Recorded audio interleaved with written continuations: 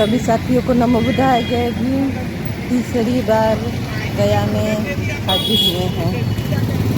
अच्छा, सभी लोग मीडिया पर हम लोग देख रहे हैं कि चोर लामा जी और पैसे लेके भाग गए, लेकिन मैंने अक्सर देखा है कि चोर लोग तो पुलिस से भागते हैं, प्रशासन से भागते हैं, लेकिन आप लोग हर बार न्यायालय आ रहे हैं, तो क्या पे कहना चाहेंगे आप? नहीं, हम लोग तो महाबोधि विहार के बोधगया टेम्पल एक्ट को लेकर के जो धरना पे बैठे थे, तो बिना अनुमति धरना नाम से हम लोगों पर एफआईआर हुए हैं और अभी 3 महीने से 4-5 बार तो हम इधर आ चुके हैं घर के खाते में। कोई बात नहीं, हम लोगों की न्याय की लड़ाई है और प्रशासन से हम भागने वालों में से नहीं है। तो क्या आशा है कब तक चलेगा ये? अभी जब तक के बुलाएंगे ना प्रशासन के लोग, कब तक आते रहेंगे, हमें कौन सा फर्क पड़ता है। लामा जी से मैं पूछना चाहूँगा, अभी आप दौरे पर थे, अभी नागपुर गए, उसके बाद भोपाल, फिर रायपुर आप गए, उसके बाद सीधा कोर्ट, तो क्या कहना चाहेंगे इस बात? 6 तारीख को सुनवाई था, अगला डेट 25 जून को मिला है।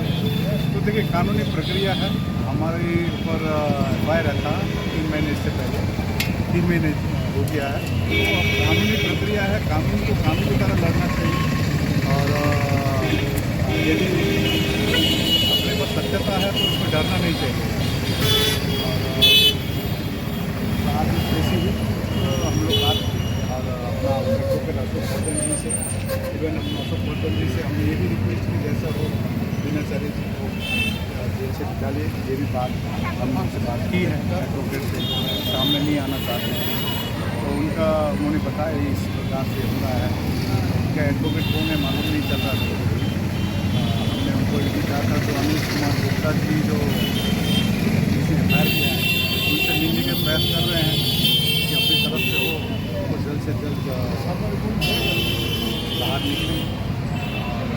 जनता के मन में भी काफ़ी सवाल है, पूरा देश सवाल कर रहा है कि लामा जी बिना चाह रहे ये कुछ कर नहीं रहे हैं, लेकिन फेसबुक में मैं अभी आपने काफ़ी स्पष्टता इस पर डाली है। मैं नागपुर लोगों के पास आस्था है कि देखिए, अभी नहीं तो कभी नहीं, जो महाबोधि महाविहार मुक्ति इम्पॉर्टेंट है जी। शहीद मतलब लड़ाई में बहुत कुछ होती है, लेकिन अच्छे मन से करने से रिजल्ट इससे आएगा। अब किसी के हिडन एजेंडा है तो मैं कुछ नहीं बोल सकता। मैं प्रतिक्रिया मैंने देखा, मैंने मुंबई में देखा, रायपुर में देखा, भोपाल में देखा, अगला फिर मेरा ट्रिप है कई अन्य जगह में है, जा रहे हैं, लोगों को बता रहे हैं असलियत क्या है। तो देखिए, लांछना लगाने से इससे प्रॉब्लम सॉल्व नहीं होती, सोल्यूशन के लिए बैठना पड़ता है, ठीक है ना। तो हमने अपना, चूँकि मैं बाहर था और कोर्ट में आज केस था, तो अपना प्रतिनिधि के रूप में अध्यक्ष को भेजे जम्बू लामा जी को, और चीफ एडवाइजर AK जिम्बा जी को भेजे, कल गए थे, तो उन पर कुछ दुर्व्यवहार किए गई थी। तो पहले से इंटेंशन अच्छा होना बहुत ज़रूरी होता है, और हमने आपको बता दूँ BTI निरस्त होकर रहेगा 2-3 महीने पहले। Thank you. आपका ये केस किस मामला में रहा था?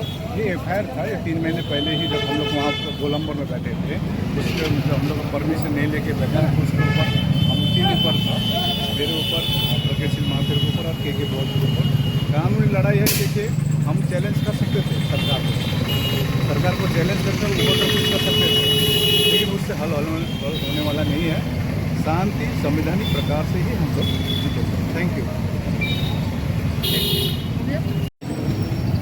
सर, आपसे जानना चाहेंगे हम कि किस मामले में लामा सर का केस है? जो महाबोधि महाविहार का जो मामला है BTM, इसके संदर्भ में भिक्षुगण और देशभर के भिक्षुगण धरना पर बैठे हुए थे। सरकार के इशारे पर बोधगया थाना के पुलिसकर्मियों ने इनके ऊपर मुकदमा किया है और कई मुकदमा किया है। उसमें से एक मुकदमे की आज जो है यहाँ पर उपस्थिति थी। बोधगया के तमाम भिक्षुगण और कई भिक्षु यहाँ उपस्थित हुए।